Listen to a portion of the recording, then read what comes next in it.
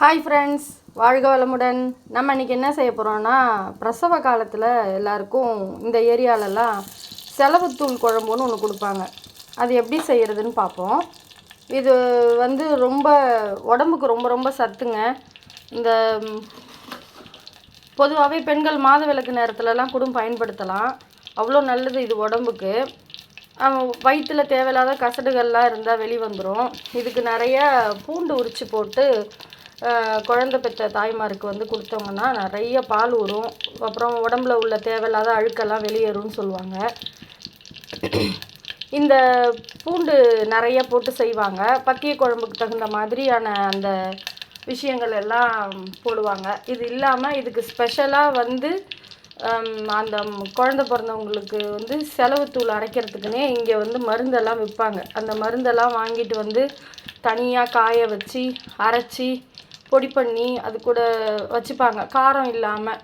அது அவங்களுக்கு குழந்தை பெற்ற தாய்மாருக்கு பால் குடி நிறுத்துகிற வரைக்குமே ரெகுலராக செய்து சாப்பிட்டோம்னா குழந்தையும் ஆரோக்கியமாக இருக்கும், குழந்தை பெற்றவங்களுக்கும் உடம்பு திடகாத்திரமாக இருக்கும். நல்லெண்ணெய் நிறைய சேர்த்து நிறைய சின்ன பூண்டு உரித்து போட்டு வெங்காயம் பூண்டு எல்லாம் உரித்து போட்டு கத்திரிக்காய் போட்டு குழம்பு வச்சு கொடுப்பாங்க. அந்த வயிற்று புண்ணு ஆற்றுறதுக்காக தான் அது செய்வாங்க.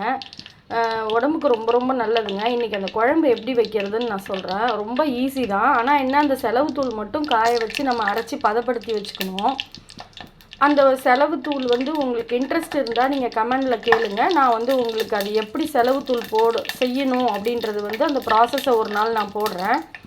இப்போ நம்ம அதை எப்படி செய்யலான்றதை மட்டும் இன்றைக்கி இந்த வீடியோவில் பார்க்கலாம்.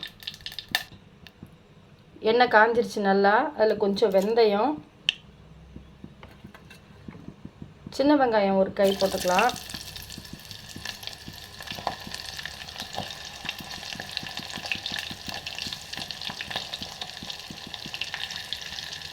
பூண்டு கொஞ்சம் நிறைய போட்டுக்கலாம். இதெல்லாம் போட்டு நல்லா வதங்கட்டும்.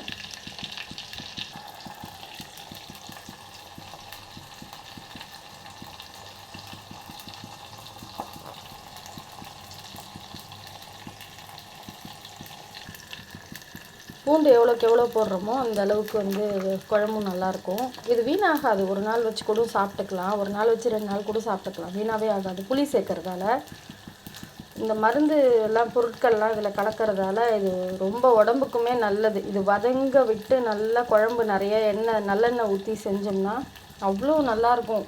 உடம்புக்கும் நல்லாயிருக்கும், டேஸ்ட்டாகவும் இருக்கும்.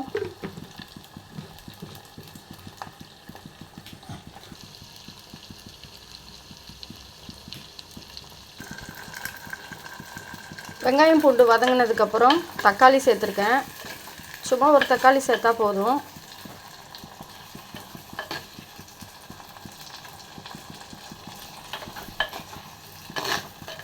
கொஞ்சமாக கல்லுப்பு சேர்த்து மூடி வச்சோம்னா நல்லா குழஞ்சி வேகும். கொஞ்சமாக சேர்த்துருக்கேன் கல்லுப்பு. அது அப்போ தான் நல்லா குழஞ்சி வேகும். நல்லா வதக்கி விட்டுட்டு ஒரு மூடி போட்டு மூடி வச்சோம்னா நல்லா குழையும். அதான் குழம்போட சேர்ந்து வரும் வெங்காயம் தக்காளிலாம்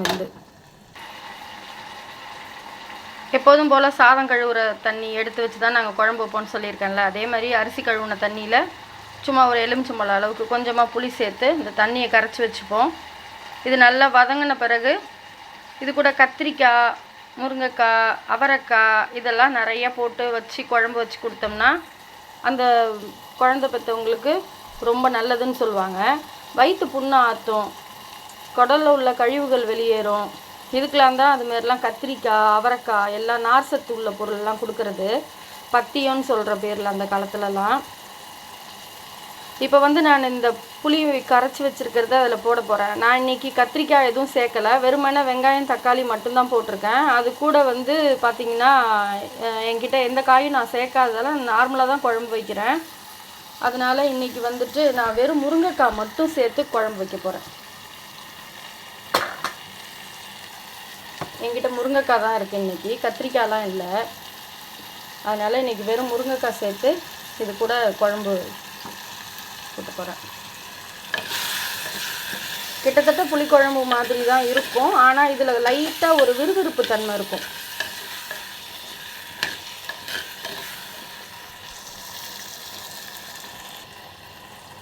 காரம் கம்மியாக கன்சீவாக இருக்கக்குள்ள நிறைய மல்லி சேர்த்து கம்மியாக மிளகாய் சேர்த்து அரைப்பாங்க குழம்பு மிளகாத்தூள்.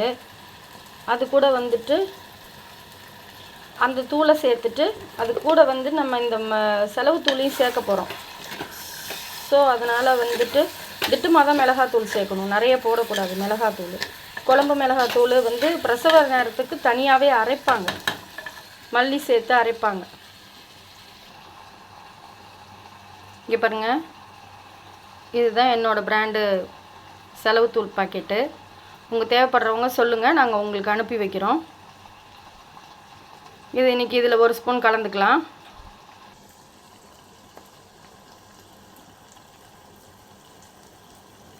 கொஞ்சம் விறுவிறுப்பு தன்மை இருக்கும், அதனால் அதுதானே தவிர மற்றபடி உடம்புக்கு ரொம்ப நல்லதுங்க. உடம்பு கை கால் வலி இருக்கிற நேரத்துக்குலாம் இந்த குழம்பு தூள் போட்டு குழம்பு வச்சு சாப்பிட்டிங்கன்னா நல்ல வலி கேட்குங்க. ஜுரம் வர மாதிரி இருக்கிற டைம்லலாம் இந்த குழம்பு தூள் குழம்பு வச்சு சாப்பிட்டிங்கன்னா, செலவுத்தூள் குழம்பு போட்டு ஒரு குழம்பு வச்சு சாப்பிட்டிங்கன்னா அப்படியே உடம்பு வலிலாம் வாங்கி அப்படி தான் இருக்கும். இது கூட கருவாடு சேர்த்து கூட செய்வாங்கங்க, சூப்பராக இருக்கும். நல்லா வதங்கிடுச்சு இந்த காய் வெங்காயம் தக்காளி எல்லாம் ஒன்று போல். இப்போ புளி தண்ணி ஊற்றுறோம். அதில் நல்லா மூடி போட்டு கொதிச்சுட்டே இருக்குது. அடி பிடிக்காமல் இருக்க ஒரு முறை கிண்டி விட்டுருவோம்.